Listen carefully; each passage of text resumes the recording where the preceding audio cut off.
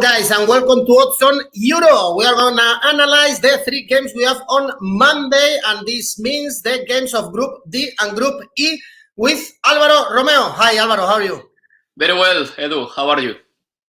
I'm great. Looking forward to starting this Euro. And remember, you can leave a comment in the video. Also, ask any question to Álvaro. We are going to analyze Spain, for instance.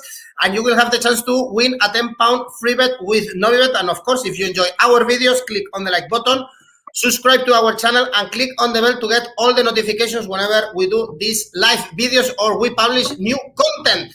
So, Álvaro, let's start with the first game we have on Monday at 3 p.m. Central European Time. This is Group D, and we have Scotland, Czech Republic, probably. Remember, in the group, we have England, Croatia. So this is almost a must victory for these two teams. They see each other as the weakest of the group. Maybe it's a major advantage for Scotland. Remember that they are playing at Hampden Park, and this is going to be massive in Scotland for sure. A team that qualified in the penalties against Serbia. They've been absent of a big tournament really long time, and they were doing all right actually in the previous games before the Euro, including a draw against Netherlands in a friendly game. And Álvaro, we always talk really good about the Czechs, but this week also they lost 4-0 in a friendly game against Italy. But they were able to draw also against Belgium in the World Cup qualifiers. They have a good squad, and if we check the odds, they are slightly favorites to beat the Scottish 2.75. Although, if we check the odds, we can see that this is going to be a very balanced game.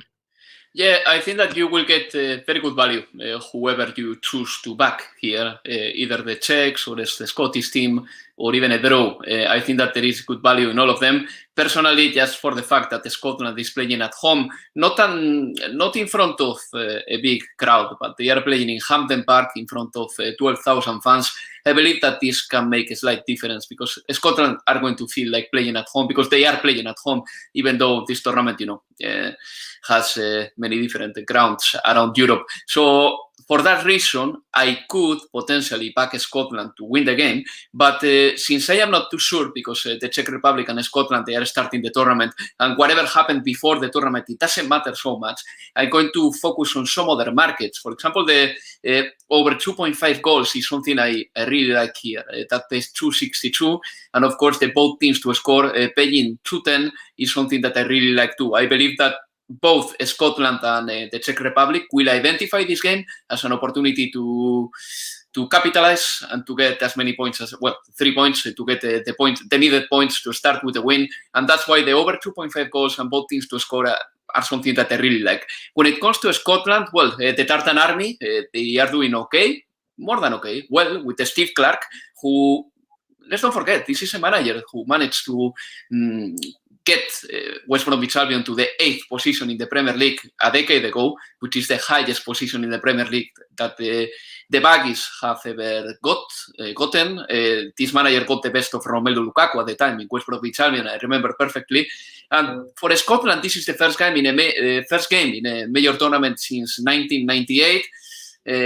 The first game in a Euro since 1996. I mean, how do you like that? I mean, a Scottish player, David Turnbull, for example, wasn't even born in 1998, the last time that Scotland played a World Cup.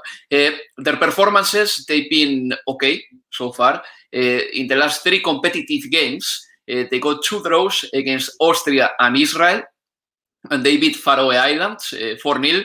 I will stick more to the draws they got against Austria and Israel because I believe that those results, they are okay. Not fantastic, but they are all right. And then they got a very impressive draw against the Netherlands in a friendly. So this was pretty impressive. I think that the target is to negotiate the group stage, and Steve Clarke, the manager, has said that Scotland is in the group with 2 World Cup semi-finalists. So this is not going to be easy. And when it comes to the way they play football, I can imagine a lot of action from the left-hand side with Robertson doing endless runs forwards. Then I can imagine McGinn, one of my favorite midfielders in the Premier League, firing shots and appearing in the periphery of the box endlessly. Che Adams going strong for the duels. Che Adams is a good striker from Southampton. And Billy Gilmore, if he starts, which is not too clear to me, he will try to control the game for the Scottish time. So this is an exciting team of Scotland, and I believe that they will be hyped to be back in a major tournament for the first time in 23 years. When it comes to the Czech Republic, well, they are playing their 7th Euro in a row. This is quite an achievement. In the last 3 competitive games, they beat Estonia comfortably, 6-2 away. They draw with Belgium, which is really impressive. This was in a competitive game, in a World Cup qualifier, and they lost to Wales. So, as you know, there is a mix of results there for the Czech Republic. The truth is that they've got good players. Tomáš Souček from West Ham United, 10 goals this season. Darida Kufal Paklic, the Sevilla goalkeeper, he's a good one. They will try to dominate the possession. And, in the head-to-head, they played twice not too long ago in 2020, and Scotland won both games. That's why I'm saying that if I back someone for the full-time result, it will be Scotland, just on the basis of that and the reason on the basis that they are playing at home.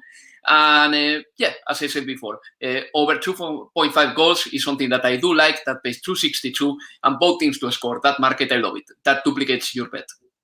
All right. Also, Patrick Schick, a player that sometimes is underperforming a little bit, but he has a lot of quality for the Czechs. Another option, Alvaro, because the odds are quite high for both outcomes. If we want to be a little bit more cautious, we have Scotland, Asian handicap 0, for instance, odds 2.05. That is a good option.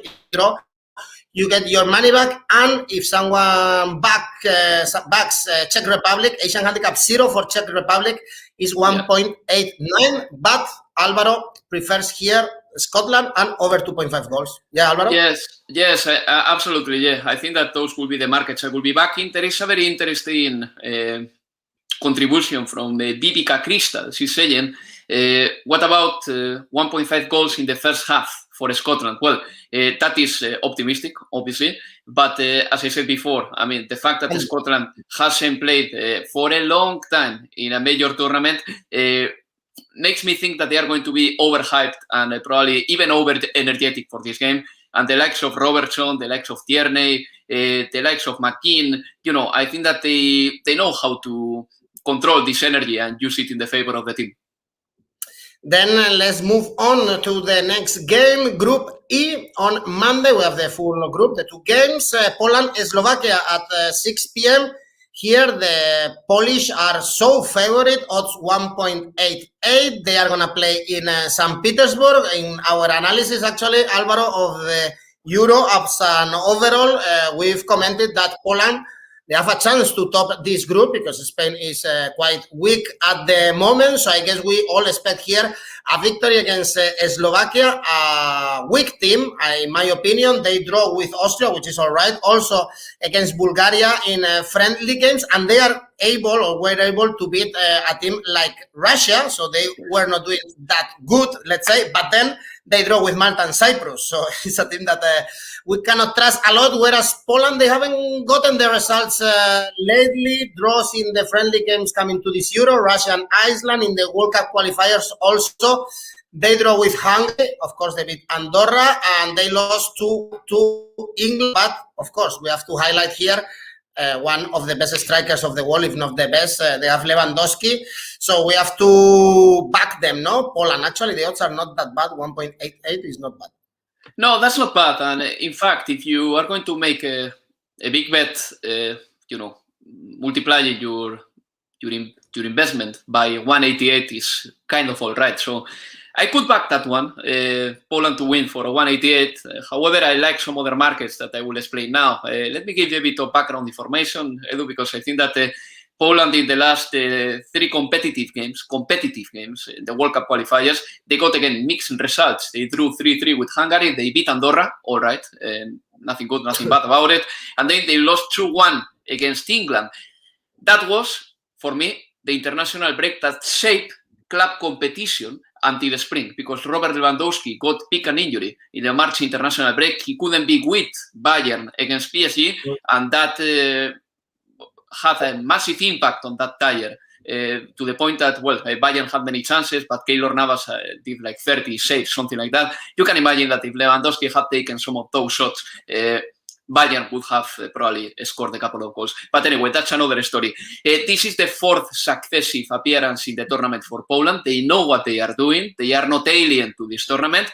And they've got good talent. I mean, not only Lewandowski, but what about Zielinski? What about Glik from Leeds United? Szczesny, Juventus goalkeeper. Bednarek, Southampton defender. The only problem when it comes to scoring goals is that Lewandowski has become such a focal target that it is difficult to think that Poland is going to win a game without Lewandowski having a great performance. And let me explain why. There are two players from Poland that are going to be missing the tournament, and they were players who were going to play alongside Robert Lewandowski. One is Milic, and the other is Piontek. Well, they are not playing the tournament. That means that there is more responsibility over Lewandowski, but also more responsibility on those players who have to contribute with crosses, with shots from the distance, whoever gets in the box. So, yeah, I mean, these absentees are a little bit of a setback for Poland. But yeah, I think that they are a good team. I think that they could be favorites to top the group here. That doesn't mean that they are better than Spain or anything like that, but Spain hasn't prepared the tournament the way they would have wanted. When it comes to Slovakia, well, Stefan Tarkovic men, they are playing the Euro for the second time. In Euro 2016, they progressed to the last 16 round, which was already good. And when it comes to their late performances, well, they got 5 points in the last 3 competitive games. That's all right. They beat Russia, as you said. And then in the friendlies before the tournament, they drew with Bulgaria and Austria. Again, that's okay, but that is not particularly promising. The team physiognomy tells you that the majority of the players are not playing in Slovakia. In fact, only 4 of the squad, they are playing in the Slovakian Superliga. The star is still Marek Hamšić, I believe, although he has some injury issues. And then there are a couple of players that are interesting too. For example, Ivan Srans, who has a little bit of an ongoing injury, but he signed by Slavia Prague lately, and he scored 13 goals this season. It's a shame that Strelec is going to miss out due to injury. But yeah, anyway, I think that Slovakia is not better than Poland. I think that Poland is going to win this game. So, I think that both teams to score is a market that I could back because the Polish defense hasn't been perfect lately. So both teams to score, that pays 2.25. I back that market, and I back this one too, Edu, and this is my favorite. An Asian handicap of -1 for Poland, that pays 2.83. If they win, you win. If they draw, you get a stake refund. Marek Hamšić, who arrives with problems, what a player, but he's in the end of his career. Henk is making a point here, like Poland in the Euros is always poor, and we remember how poor they were when they host the Euro with Ukraine, no? That could be also a major factor, how some teams, they overperform always when it comes to these final stages of these big tournaments, and some others, in the case of Poland, they always disappoint. Actually. I agree with that vision. I'm backing here Poland just for the group stage, but I think that when it comes to the knockouts, they are going to suffer, and probably they won't be favorite pretty much to anyone. But Poland have negotiated the group stage lately, no? For example, in Euro 2016, I remember them doing that perfectly, and then, if I am not wrong, a bicycle kick from Shaqiri knocked them out from the tournament. But yeah, when it comes to the group stage, I believe that they can do it. They can do it. And Robert Lewandowski, at the end of the day, he's a man that whenever he gets given a chance, let's say a penalty, any corner, any ball in the box, he uses to capitalize. And that is something, for example, that Sweden cannot say.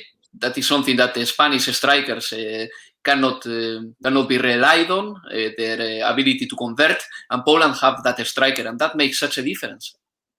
It's not a very challenging group, in my opinion, because the next game that we are going to analyze is Spain-Sweden, to be played in Seville, in the Cartuja Stadium. They meet in the Euro qualifier recently, actually. They drew in Sweden. Spain won 3-0 when they played at home, and Spain, as you said, they are not preparing the tournament as well as they should because they had a COVID outbreak. First was Busquets, then Llorente, then they played a friendly game with the under-21. So overall, it's a mess, Álvaro, everything combined with a polemic, controversial list of Luis Enrique leaving some of the best players of La Liga out, like Canales, Iago Aspas, Sergio Ramos, of course, the captain, and also linked to some bad results, like the draw against Greece. So everything is kind of bad in the Spanish national teams. And when it comes to Sweden, they were able to win all 3 friendly games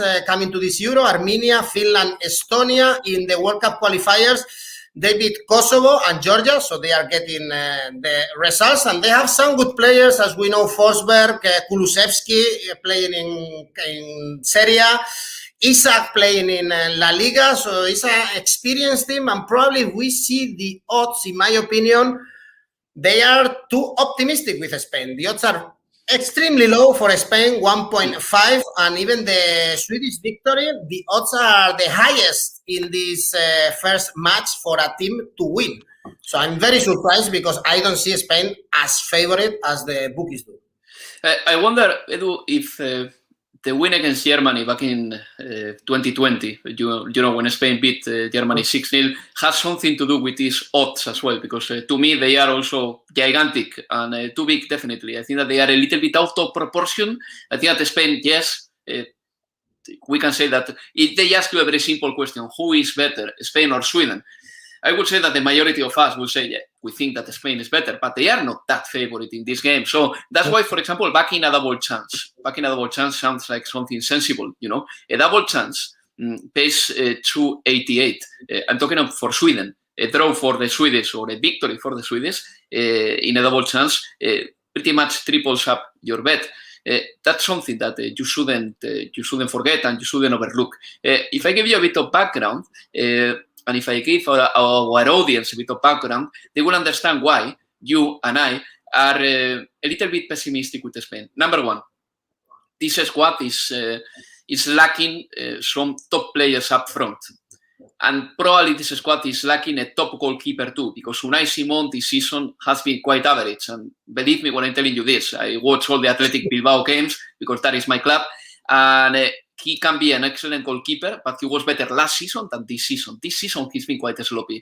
And he has made the odd mistake here and there. So in the boxes, Spain is not particularly strong, neither in their own box or in the opponent's box. Then, there has been 2 positive COVID cases in the Spanish camp. One Busquets, one Llorente. They are back at home. It's not still certain whether they will be in the squad or not, because Luis Enrique can change or modify the Spanish squad before the tournament. So we don't know if Busquets or Llorente will be playing.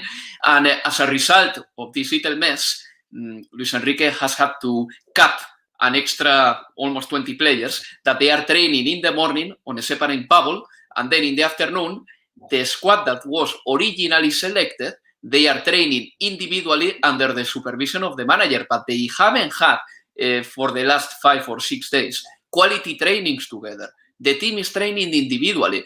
A little bit happens, of the same thing happens to Sweden, but I will go with that later. But my main point here is that, you know, Luis Enrique came back to the Spanish national team in September 2020 after an 18-month hiatus because he got some family issues. So the best thing that Luis Enrique could have asked for was quality time for training. He never had that. Let's don't forget that in October, in November, and in March, the international breaks had 3 games scheduled. So Luis Enrique had very little time to train with his team and to tell them what he wanted from them. You could think, okay, all right, then in May and in June, he will be able to train at least 2 weeks with his squad. Well, he hasn't had that time because from the last Monday, all the Spanish players are training individually because there has been a positive or 2 positive COVID tests. This is the situation, and it's a difficult one. I believe that Luis Enrique is one of the best coaches that the international football has at the minute. He won a championship with Barcelona. Suarez and Messi, both in 2021, have agreed that Luis Enrique is the best manager they ever have.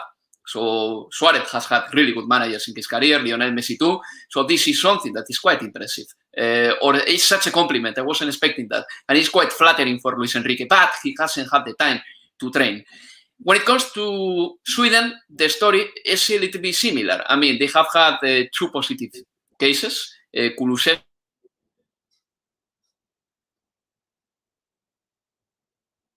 Swedish coach is that Jan Andersson hasn't called a number of players to train on a separate bubble. I mean, he believes that the players he's got are the players that they are going to be certainly playing the Euros. This is a different approach to the Spanish one. Sweden got so far 6 points in the World Cup qualifiers, 2 wins out of 2. They won the last 5 games, friendly or competitive games, but they were easy opponents. If you go back to October 2020, November 2020, they got only 3 points in the last Nation League. They never managed to get a single point against the likes of Portugal or France. So we can say a little bit that Sweden has been a flat track bully lately, but they haven't been able to beat the big teams. They beat Croatia, yeah, fine, but I wouldn't qualify Croatia at this stage in 2021 as a big team as Portugal or France are. So my bets here are going to be the following. A draw in the first half is something that I fancy. That pays 226. Altogether with the double chance for Sweden is something that I already flagged, even though I believe that the double chance for Sweden has a great value, but it's not going to happen. I just want to underline it. But my favorite bet here, strange as it sounds, is a win 2-0 for Spain. I believe that Spain defensively has been all right. Against Portugal, they didn't concede almost any chance. And I can imagine them finally scoring a goal and winning the game. So I'm going to go for a win 2-0 for Spain. This is my favorite bet here. Hank is telling us that he's going for a draw on this one. Odds are very good, actually, 4.6. You made a really good analysis of this game, Alvaro. Spain, Sweden. Not many people trust Spain, but as you said, well, Luis Enrique is behind, so we have to give him, for sure, at least some credibility. Exactly, at least until the tournament starts, and then we can throw darts at him and see if the team is working or not. And in the meantime, of course, if you don't trust Spain, you can make a lot of money because, as you said, the double chance paid very well, the Swedish victory as well. We flagged also Sweden 1-0, the exact result. Odds are 17.0, so everything, if you go with the Swedish, it would be a lot of money for you. Then, Alvaro, thanks for analyzing with us these 3 games. Thanks, everyone, also for commenting. Still, you can leave a comment and win a £10 free bet with Novibet. And do not forget, click on the like video if you enjoy our videos in this Euro. Subscribe to our channel for more content and click on the bell to get all the notifications. We are always here for the Euro or for Copa America, so see you very soon.